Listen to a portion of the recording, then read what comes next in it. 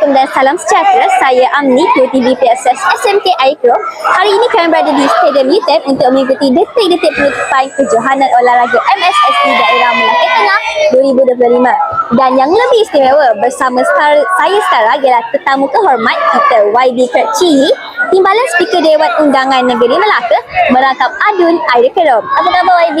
Baik, khabar baik. Baiklah, boleh saya tanya beberapa soalan? Boleh. Ya. Baiklah, soalannya ialah apakah pandangan YB terhadap penganjuran kejohanan olahraga MSSD ini dalam usaha melahirkan atlet pelapis negeri dan negara? Baik, terima kasih. So, saya melihat kejohanan ini merupakan satu medan yang penting yang kita pilih di peringkat daerah, kemudian di negeri. Jadi, dia merupakan proses yang penting dalam istilah sukan kita, di mana kita panggil sistem pelapis. Pelajar-pelajar di peringkat sekolah, kita memilih untuk mereka menyertai kejohanan ini, dan kemudian yang menang kita hantar ke peringkat yang seterusnya.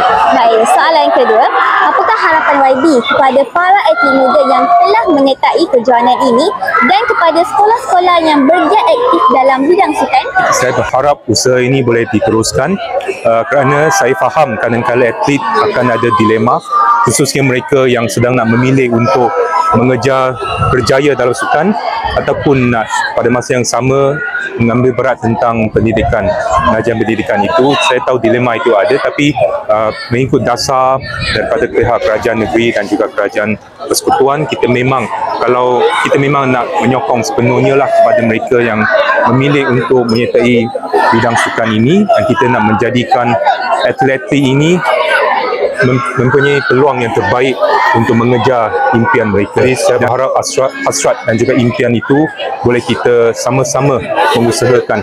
Bukan saja ada kerjasama daripada pihak PBD, pihak kerajaan, tapi sekolah-sekolah dan yang paling penting sekali para ibu bapa. Baik, terima kasih banyak-banyak YB atas masa dan kata-kata semangat tadi. Semoga terus berjaya dalam memperjuangkan suara belia dan pendidikan di Melaka, khasnya di Aikro. Baiklah, terima kasih.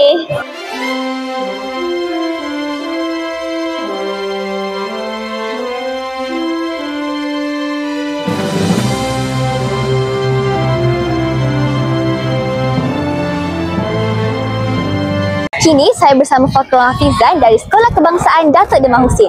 Baiklah, soalannya ialah, adakah anda menjangkakan bahawa anda akan dapat memecahkan rekod pada hari ini? Alhamdulillah, seperti yang saya jangkakan, saya akan pecahkan rekod hari ini dan saya telah lakukan yang terbaik. Sekian, terima kasih.